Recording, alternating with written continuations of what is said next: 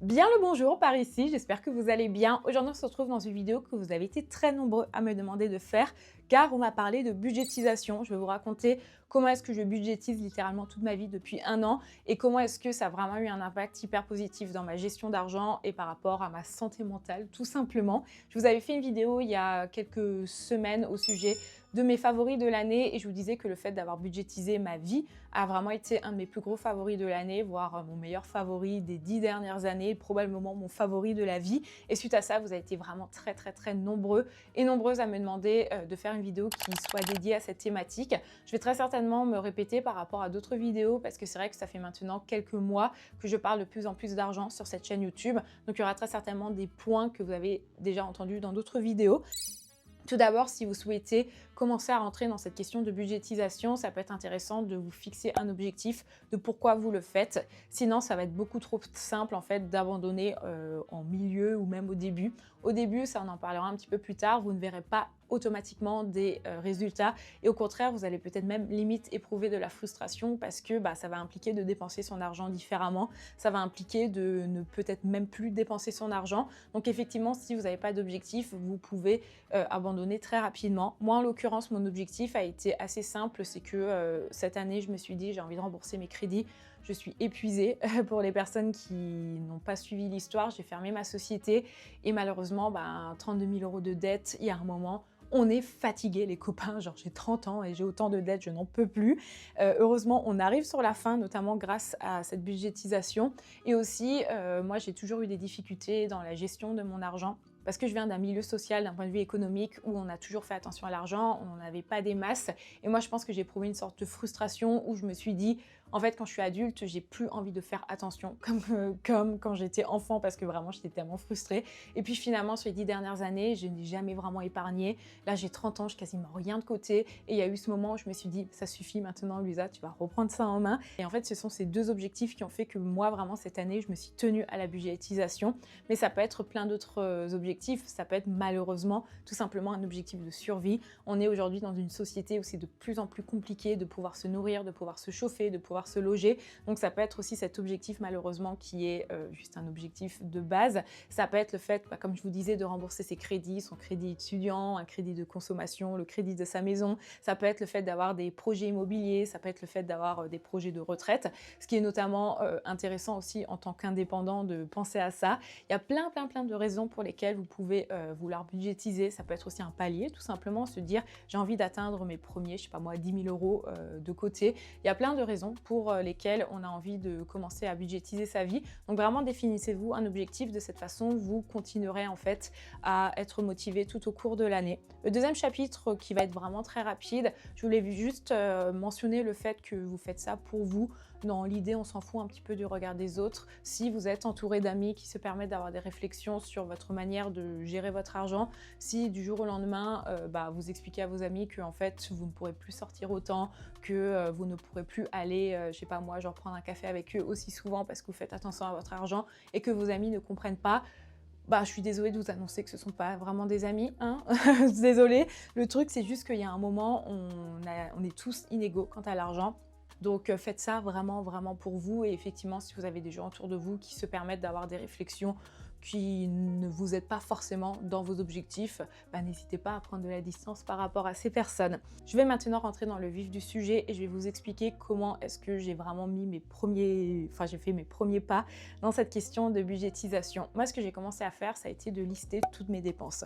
Donc j'ai pris mes comptes bancaires des 3 derniers mois et j'ai regardé où allait mon argent. Et ça, c'est un exercice qui n'est pas simple à faire parce que ça va vous mettre face à votre consommation. Moi, avant ça, je me disais, ouais, je suis quelqu'un qui dépense pas beaucoup d'argent. Et finalement, je me suis rendu compte en fait que je dépensais quand même de l'argent dans des choses qui finalement me rapportaient peut-être pas tant de bonheur que ça. Et ça, c'est un excellent exercice que je vais vous demander de faire. Vous listez vraiment par différentes catégories. J'ai par exemple marqué dans le plaisir combien d'argent vous avez dépensé au cours des 3 derniers mois dans du shopping, dans vos abonnements, ça peut être par exemple à Netflix, ce genre de choses, dans des coffee shops, dans des restaurants, dans le logement, qu'est-ce que vous dépensez, que ce soit en loyer, en assurance, les charges quant à l'énergie, ce genre de choses. Donc vous faites vraiment différentes catégories et à partir du moment où vous avez vraiment une vue d'ensemble sur ce que vous dépensez, c'est là qu'on va passer au chapitre suivant qui va être de revoir vos dépenses. Très souvent, dites-moi en commentaire si c'est différent, à ce moment-là, vous commencez à réaliser que vous dépensez potentiellement trop d'argent et c'est là que vous allez commencer à réfléchir au niveau de vos dépenses, celles qui sont vraiment essentielles et celles que vous pouvez enlever. Moi, par exemple, dans mon cas, ça a été au niveau des logiciels. Je me suis rendu compte que je payais des abonnements pour des logiciels que j'allais utiliser 1 à 2 fois par an, par exemple. Tout bête, Illustrator, je l'avais sur mon ordinateur depuis super longtemps. C'est un logiciel que j'utilise, comme je disais, peut-être 1 à 2 fois par an. Donc, j'ai enlevé mon abonnement. Netflix, je ne regarde quasiment rien dessus, donc j'ai enlevé mon abonnement.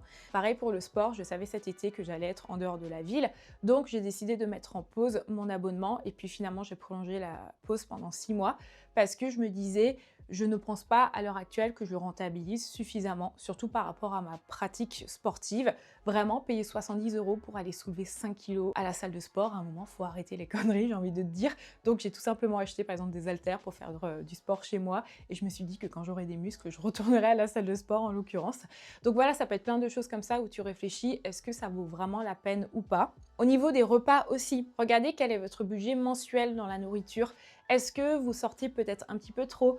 Est-ce que vous n'êtes pas suffisamment organisé dans les courses? Moi, c'est vraiment une chose que j'ai mise en place aussi cette année, c'est de mieux m'organiser dans les courses, faire des listes de repas en avance de ce que je vais manger dans la semaine, acheter exactement ce dont j'ai besoin pour la semaine tout simplement, me débrouiller aussi avec ce que j'ai déjà dans les placards. C'est-à-dire que moi j'ai cette routine tous les dimanches soirs. Après, il faut savoir que moi j'adore cuisiner, donc ça me dérange absolument pas.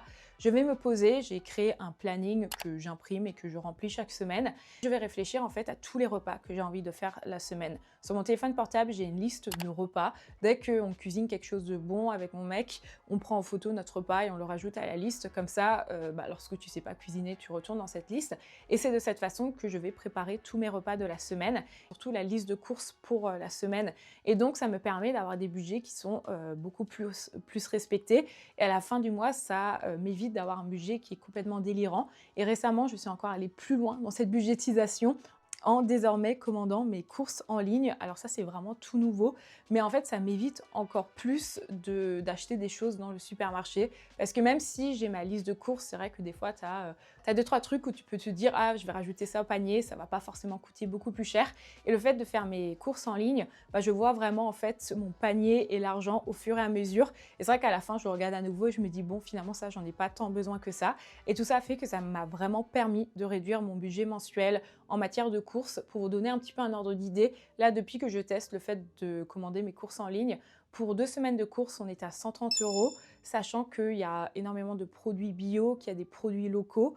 Je trouve ça pas spécialement délirant. Ça fait 60 € par personne pour 2 semaines, soit 30 € par semaine par personne. Je trouve ça pas excessif. Dites-moi en commentaire ce que vous en pensez. Je vous ai marqué aussi de regarder les prix au kilo, effectivement, lorsque vous faites vos achats. Donc ça, par exemple, c'est des petites astuces que moi j'ai mises en place. Et aussi de ne pas culpabiliser selon vos moyens. Moi, je sais que l'année dernière, c'était vraiment très dur pour moi financièrement. Et donc oui, je faisais mes courses dans des hard discounts parce que je ne pouvais pas faire différemment. Et là, maintenant, depuis que ça va mieux, je peux me permettre d'acheter du bio, je peux me permettre d'acheter local. Donc vraiment, on fait avec ses propres moyens. Ensuite, j'ai énormément privilégié le fait de faire des choses maison. Je fais par exemple mon petit matcha latte à la maison. Ça me coûte 10 fois moins cher que d'aller dans un coffee shop pour le faire. Lorsque je vais aller me promener, au lieu de prendre une boisson à emporter dans un coffee shop, je vais tout simplement transporter ma boisson.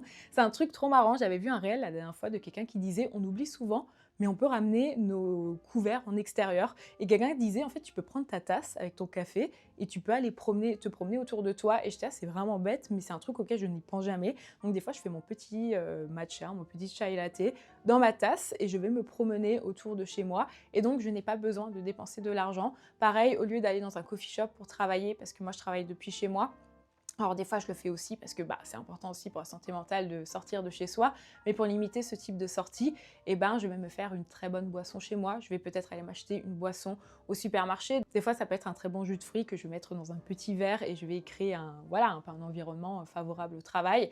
Lorsque je suis chez moi, ça peut m'arriver aussi de changer d'espace de travail, de redécorer mon espace de travail. Tout ça fait que ça va m'éviter de sortir autant. Une chose aussi que je fais cette année avant de faire un achat, c'est de me questionner combien de temps je suis censée travailler pour obtenir cet objet et des fois je me questionne si ça vaut vraiment la peine ou pas. N'hésitez pas aussi à revendre sur Vinted de temps en temps, faites le tri dans les choses autour de vous. Moi, c'est quelque chose que je fais assez régulièrement. Ça vous permet toujours de gagner quelques dizaines d'euros tous les mois et en vrai, c'est toujours ça. Il y a aussi le fait de ne pas hésiter à dire à vos amis lorsque vous n'avez pas d'argent. Moi, c'est quelque chose que j'ai fait très rapidement et surtout lorsque j'ai vraiment eu des galères d'argent, je disais à mes potes, bah en fait, je veux bien sur le papier, je veux bien aller au resto avec vous, c'est juste qu'à l'heure actuelle, je n'ai pas d'argent et je peux pas me permettre de faire ça. Cette soirée en club, je peux pas me permettre de la faire. Aller au coffee shop, là, je peux pas me permettre de le faire. Et donc, je leur dis juste, bah, venez plutôt à la maison ou je vais chez vous où on se trouve une alternative qui ne nécessite pas de dépenser de l'argent. Et surtout, dans toute cette catégorie plaisir, définissez-vous un budget, si c'est possible, bien évidemment, qui vous permette quand même d'avoir une santé mentale qui soit à peu près convenable. L'objectif, c'est pas non plus de ne plus rien faire. Une fois de plus, si vous en avez la possibilité, je suis consciente qu'il y a des personnes qui ne peuvent pas du tout avoir du budget plaisir, mais en tout cas, moi, j'en ai toujours tous les mois et effectivement, je me permets quand même de temps en temps d'aller dans un coffee shop parce que moi, dans mon prisme, ça me rend heureuse de le faire. Je suis actuellement en train de faire le montage de cette vidéo et je voulais vite fait préciser quelque chose. Et ça, c'est surtout pour les personnes freelance, mais ça peut aussi concerner les personnes salariées qui ont accès à une augmentation ou à une prime.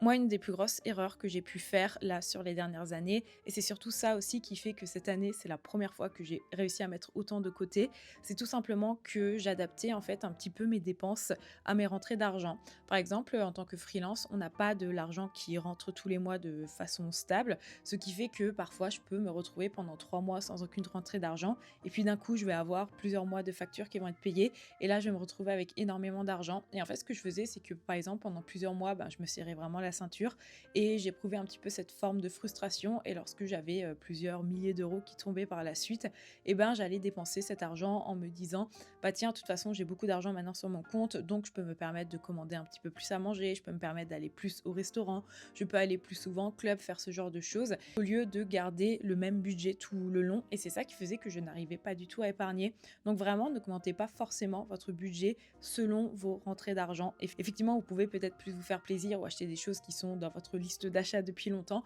Mais dans l'idée, il ne faut pas non plus que la différence soit complètement délirante. Sinon, vous allez vous retrouver comme moi et vous n'arriverez jamais en fait à mettre de l'argent de côté. Et dans le fait de mettre de l'argent de côté, aussi une question qui m'avait été beaucoup posée, c'était qu'est-ce que je faisais comme dépense avant que je ne fais plus aujourd'hui et qui faisait que je dépensais beaucoup plus d'argent.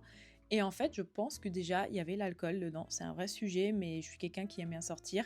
Et avant, je buvais quand même beaucoup. Et en fait, je me suis rendu compte que mine de rien, c'est vraiment un trou dans ton portefeuille. Et puis, tout simplement, je pense qu'avant, je commandais beaucoup plus à manger, que j'allais beaucoup plus souvent au restaurant, sans forcément questionner le fait que cumuler, ça fait effectivement de l'argent dépensé à la fin du mois. Oui, c'est sûr que c'est que 15 € quand tu vas au restaurant, mais si tu vas 4 fois dans le mois, ça te fait déjà 60 €. Moi, honnêtement, j'ai eu des soirées à une époque où je buvais beaucoup plus d'alcool, où je n'ose même pas vous dire combien est-ce que je pouvais dépenser le soir. C'est indécent, c'est vraiment hyper honteux. Et tout ça faisait que forcément, c'est un budget en plus. Mais je serais aussi curieuse d'avoir votre retour par rapport à ça. Est-ce qu'il y a des gens qui ne boivent plus d'alcool? Est-ce qu'il y a des gens qui ont réduit leur consommation d'alcool? Et est-ce que c'est une chose dont vous êtes vraiment rendu compte sur votre portefeuille? Parce que moi, honnêtement, c'est vraiment une chose qui a fait une différence assez incroyable dans mon portefeuille. À partir du moment où vous avez réussi à définir un budget par rapport à votre type de dépenses, par exemple logement, plaisir, abonnement, sortie, ce genre de choses, vous allez créer un tableau et moi c'est ce que j'ai fait. Ça peut être un tableau Excel, ça peut être dans un carnet aussi, ça peut être en version papier. Et donc, il y a vraiment les différentes dépenses et de cette façon, je sais avec quel minimum il ne faut pas que je descende en dessous et quel est mon salaire dont j'ai besoin tous les mois. Moi, en l'occurrence, j'ai besoin de 1 200 € tous les mois pour vivre, mais après, c'est vraiment propre à chacun, c'est propre à votre situation. Moi, je le fais aussi pour le côté pro parce que je suis freelance, parce que pour moi, c'est hyper important de savoir combien d'argent doit tomber sur mon compte pro tous les mois afin de pouvoir vivre d'un point de vue perso, mais aussi pouvoir faire tourner mon entreprise. Et donc ça, c'est quelque chose que j'ai fait maintenant depuis le début d'année. Bien évidemment, moi, dans mon cas personnel, ça me permet d'être relativement flexible. Là, ce mois-ci, on est à près de 2 000 € de dépenses. On n'est pas du tout à 1 200 parce que j'ai eu des frais médicaux qui sont toujours pas remboursés. Bienvenue dans la vie en dehors de la France. Ne vous plaignez jamais de la sécurité sociale en France. Moi, je vis à l'étranger et c'est pas aussi fun, les copains. Et puis je suis partie en vacances aussi, ce qui a fait que j'ai eu beaucoup plus de dépenses. Et c'est vraiment hyper important que vous définissiez votre propre budget. Et c'est ça qui va vous permettre, à partir du moment où vous avez votre salaire fixe, si vous êtes salarié, ou si comme moi vous êtes indépendante et que vous versez vous-même votre salaire, de pouvoir en début de mois mettre directement de côté les choses qui vont être prélevées chaque mois. Ce que j'entends par là, c'est que moi par exemple, je mets de suite de côté vraiment sur un compte à part le loyer, l'argent pour la nourriture et l'argent par exemple pour mon abonnement téléphonique, pour mon assurance santé, ce genre de choses. Je ne l'ai pas mentionné avant, mais une chose aussi qui est hyper importante dans votre budget là que vous mettez mensuel, c'est de compter aussi les choses qui ne sont seulement prélevées qu'une fois à l'année. Je ne sais pas, par exemple, vous êtes propriétaire et vous avez payé votre taxe foncière une fois dans l'année, et ben mettez de côté tous les mois ce à quoi ça va correspondre. Moi, en tant qu'indépendante, je paye la CFE, qui est la cotisation foncière des entreprises. Effectivement, je la paye seulement une fois dans l'année, mais je sais que, par exemple, il faut que je mette tous les mois quelques dizaines d'euros de côté. De cette façon, ça vous permet vraiment d'avoir un budget qui est cohérent. Donc effectivement, moi, je mets de suite de côté, à partir du moment où je me verse mon salaire, l'argent qui va être prélevé par la suite. Et effectivement, ça t'évite de faire un petit peu n'importe quoi avec ton argent. Et surtout, si vous voulez mettre de l'épargne de côté, mettez de suite votre épargne de côté dès le début du mois. Moi, en l'occurrence, je n'ai pas d'épargne de côté dans ce budget, tout simplement parce que je fonctionne différemment étant indépendante. Moi, comment est-ce que je fonctionne? C'est que l'argent qui est sur le compte de mon entreprise, je suis pas en société, donc c'est pas non plus taxé de la même façon que si je retirais cet argent. J'ai pas envie d'en parler là parce que c'est pas le sujet de la vidéo. Moi, en tout cas, l'argent qui reste à la fin sur mon compte, je peux me le sortir et ça me permet d'avoir ma propre épargne. Mais vous pouvez complètement mettre de côté dès le début de mois votre épargne. Là, je vais passer au 7e chapitre qui est la théorie et la pratique. En théorie, on se dit c'est trop bien, je vais vivre avec mes 1200 € dans le mois, mais en pratique, ça peut très certainement changer parce que vous pouvez effectivement avoir des imprévus qui peuvent vous tomber dessus. Dans votre tableau mensuel, vous pouvez avoir un budget effectivement pour les imprévus. Moi, je ne l'ai pas fait parce que comme je vous l'ai dit, j'ai toujours de l'argent de côté sur mon compte pro que je peux venir retirer si jamais j'ai un souci. Mais ça fait que parfois, il y a des mois où je vais dépenser un petit peu plus. Et donc, ce que je fais, c'est que tout simplement, j'ai un suivi toutes les semaines de mes dépenses. Alors effectivement, ça peut être fait de façon numérique. Moi, j'ai décidé de le faire de façon plus traditionnelle parce que j'aime bien avoir ce petit moment pour moi le soir. Je me prends une petite tisane et j'ai des jolies couleurs, enfin j'ai des jolis stylos de couleurs, j'ai des petits stickers et tout. Avec ma sœur, on en rigolait parce qu'elle me disait l'endettement, but make it cute, tu vois, c'était vraiment ça. Et donc moi, j'ai créé avec mon petit stylo coloré combien est-ce que j'ai dépensé, combien ça me fait mes dépenses. Et tout ça, ça me permet de savoir aussi en milieu de mois où est-ce que j'en suis par rapport à mon budget et si effectivement j'ai dépassé mon budget ou pas. Et c'est de cette façon que j'ai su ce mois-ci que oui, effectivement, j'ai dépassé mon budget parce qu'il y a eu les vacances et parce qu'il y a eu les frais médicaux qui ont fait que voilà, c'est la vie, des fois ça arrive. Une bonne façon de rester régulier par rapport à ça, au-delà du fait d'avoir des objectifs, selon moi, c'est de gamifier en fait le processus. Ça peut être soit via des applications qui vont vous rendre les choses un petit peu plus fun, on va dire. Ça peut être comme moi, par exemple, j'ai un carnet où je vais faire limite du scrapbooking avec mes dépenses dedans, mais parce que ça me fait kiffer et je trouve ça rigolo. Ça peut être aussi le fait d'avoir accès à des pourcentages et peut-être avoir des graphiques qui vous permettent de voir où est-ce que vous en êtes. Moi, je sais que sur l'application de ma banque, j'ai un pourcentage sur mon livret A et du coup, je trouve qu'il y a un truc un petit peu satisfaisant de savoir combien de pourcentage il me reste jusqu'au plafond de mon livret A. En tout cas, trouvez juste un système qui fonctionne pour vous, un système qui vous permet un petit peu de gamifier ça. Ça peut être aussi via le système des enveloppes budget. Là, c'est vrai que je vous parle beaucoup de façon numérique, mais vous pouvez également retirer votre argent en début du mois et venir le placer dans différentes enveloppes que vous allez utiliser à certains moments du mois. En fait, il y a plein de façons de gamifier ça et de rendre ça un petit peu plus fun parce qu'au final, c'est de l'argent et puis l'argent, c'est pas toujours fun, j'ai envie de te dire. Numéro 9, ça prend du temps avant de voir des résultats. Ça n'a pas été évident au début. Je me souviens que jusqu'au mois de mai, c'est ça, moi j'ai commencé à mettre ça en place en janvier. Jusqu'au mois de mai, j'étais encore en galère d'argent, honnêtement. Je sais que j'étais partie en vacances avec mes potes et que mes potes m'ont avancé l'argent parce que j'étais encore trop limite, parce que j'avais pas de trésorerie à ce moment-là et que j'avais pas encore d'argent de côté dans le perso. Mais à partir de juin, je dirais, j'ai vraiment commencé à voir des résultats.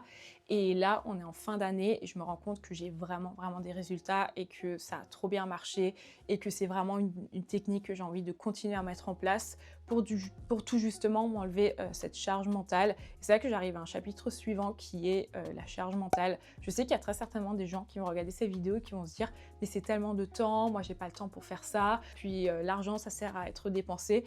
Très bien, chacun fait ce qu'il veut de son argent. Moi, j'ai vécu dans l'endettement. Je sais ce que c'est de ne pas pouvoir payer son loyer. Je sais ce que c'est que de ne pas pouvoir payer ses courses. Et je préfère 1000 fois faire une fois par semaine du scrapbooking avec mes petits stylos mignons pour pouvoir écrire ce que j'ai dépensé plutôt que de vivre la charge mentale que c'est que de ne pas pouvoir s'en sortir financièrement. Les insomnies, les migraines ophtalmiques, le fait de te dire que tout ce que tu fais, tu ne peux pas le payer. Ça, honnêtement, les copains, je ne revivrai plus jamais. Alors, je préfère effectivement passer un petit peu de temps, mais la sécurité financière aujourd'hui que ça m'a apporté et la charge mentale que ça m'a apporté que de pouvoir gérer mon argent, je ne reviendrai plus jamais en arrière. Et honnêtement, quand je vois les résultats qu'aujourd'hui je suis capable de faire avec mes revenus, je n'ose pas imaginer ce que des gens avec des revenus plus élevés sont capables de faire. Pour moi, c'est pas seulement une technique pour les personnes qui manquent d'argent ou pour les personnes qui en ont peu. Au contraire, je pense que même les personnes qui ont beaucoup d'argent devraient mettre en place des budgétisations parce que vous serez vraiment étonnés de voir tout ce que vous pouvez mettre de côté. Et moi, une autre chose aussi que ça m'a apporté, c'est vraiment le fait qu'aujourd'hui, je sais où je mets mon argent. Je suis pas radine en fait parce que je décide pas de mettre mon argent dans une chose. C'est juste que ça me permet vraiment de voir quelles sont les choses qui ont du sens pour moi. Un exemple tout bête, moi je préfère 1000 fois aller au restaurant pour manger avec soit solo, soit avec des gens que j'aime autour de moi, que dépenser cet argent dans un sac. C'est vraiment ça, c'est que tu vas prendre ton argent et tu vas décider d'où est-ce que tu veux le mettre. Moi, je trouve que ça m'a aussi permis de me réancrer en fait un petit peu dans la réalité, notamment via les réseaux sociaux où tu vois énormément de gens voyager plusieurs fois par année ou même faire un gros voyage à l'étranger une fois dans l'année où tu vas voir des gens faire beaucoup d'achats, aller très souvent dans des coffee shops, ce genre de choses. En fait, finalement, tu te rends compte que les réseaux sociaux, c'est une bulle et que dans la grosse globalité, les gens ne font pas ça. Et je trouve que le fait de budgétiser, ça te permet aussi de te reconnecter au réel et de dire en fait oui, la réalité c'est juste ça, plus ça, avoir une vie qui est peut-être un petit peu plus simple, mais mettre son argent dans des choses qui nous rendent vraiment heureuses. Toutes les questions de budgétisation, je vous encourage aussi à regarder des chaînes YouTube qui en parlent. Je vous mettrai certaines chaînes YouTube par d'infos et aussi par exemple des vidéos de recettes petit budget, ce genre de choses, d'organisation. Moi c'est vraiment ça qui m'a permis de me renseigner quant à ces questions et c'est vraiment ça aussi qui me permet de me motiver et d'apprendre de nouvelles choses. Et effectivement, alors je ne sais pas si c'est le cas parce que je pense que si on parle de budgétisation, vous êtes peut-être des personnes comme moi qui pour le moment veulent d'abord atteindre des objectifs peut-être petits. Moi, c'est vraiment rembourser mon crédit et mettre de l'argent de côté. Mais par la suite, effectivement, si vous avez plus d'argent de côté, ça peut être intéressant aussi de vous renseigner sur comment est-ce que vous pouvez investir, comment est-ce que vous pouvez faire en sorte de placer votre argent de façon beaucoup plus intelligente. Moi, c'est des choses qui viendront effectivement par la suite, mais vraiment faites à votre niveau et renseignez-vous par rapport à votre niveau. Je me souviens un jour, j'avais eu un commentaire d'une personne qui me disait que je mettais clairement pas assez de côté tous les mois et je me souviens que ça m'avait un petit peu énervée parce que je me suis dit mais en fait je fais juste avec les moyens du bord. Enfin, tu veux que je fasse quoi de plus? Je peux pas faire plus, je gagne pas plus d'argent, j'ai pas plus d'abonnés donc les marques ne veulent pas me payer plus, je n'ai pas plus de ventes sur ma boutique en ligne. Tu vois ce que je veux dire? Il y a un moment, juste je peux pas faire plus donc ne viens pas me reprocher de ne pas pouvoir mettre plus de côté. Et de la même façon, j'avais un jour vu aussi un réel d'une personne qui disait commencer à investir hyper jeune, vous pouvez mettre des petites sommes de côté comme 50 ou 100 euros. Et en fait, je me suis rendu compte que 50 ou 100 euros, c'est déjà des grosses sommes pour certaines personnes. Et moi, en l'occurrence, en ce moment, c'est des grosses sommes pour moi. Et donc, vraiment, faites à votre rythme. Je vous parle de ça à l'heure actuelle parce que j'ai envie d'accomplir mes premiers objectifs. Et donc, je me renseigne avec des choses qui ont un rapport par rapport à mes premiers objectifs. Et par la suite, lorsque j'aurai d'autres objectifs financiers, eh ben, je me renseignerai par rapport à ça. Et je pense que s'éduquer au sujet de l'argent, c'est vraiment une des meilleures choses qu'on puisse faire pour pouvoir vraiment avoir à nouveau en fait le contrôle sur son argent. Et je terminerai cette vidéo avec ce que ça m'a apporté, tout simplement de mettre en place cette budgétisation. Tout d'abord, il faut savoir que cette année, je suis partie 3 fois en vacances. Vraiment, avant, je vous disais que les gens qui partent plusieurs fois dans l'année en vacances, ça reste vraiment très rare. Mais sachez que moi, je l'ai fait. Je suis partie en Pologne avec mes meilleurs amis. C'était trop bien. Je suis allée à Budapest avec mon copain. Et j'ai fait 3 semaines en France où vraiment j'ai voyagé à droite et à gauche. Et c'était vraiment trop bien. Et je suis hyper reconnaissante de l'avoir fait. Mais surtout, les copains, je peux l'annoncer maintenant. à l'heure à laquelle je vous parle, j'ai suffisamment de trésorerie pour pouvoir enfin rembourser l'URSSAF. Oui, les copains, je ne pensais jamais annoncer ça, mais oui, c'est bon. Et normalement, si j'ai mes dernières factures là sous peu, je pourrais également rembourser mon crédit, ce qui signifie que je peux enfin annoncer qu'un de mes objectifs est coché. Et vraiment, je vais commencer un nouveau chapitre sans dette et je suis trop heureuse vraiment par rapport à ça.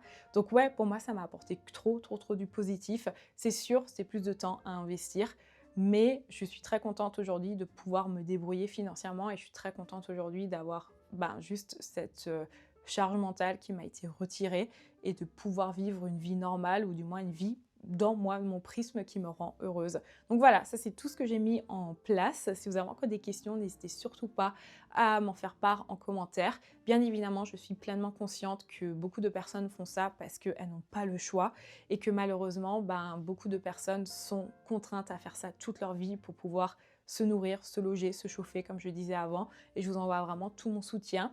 Et je terminerai aussi en disant que si vous avez d'autres astuces, n'hésitez pas à m'en faire part en commentaire. Et je vous dis à très bientôt.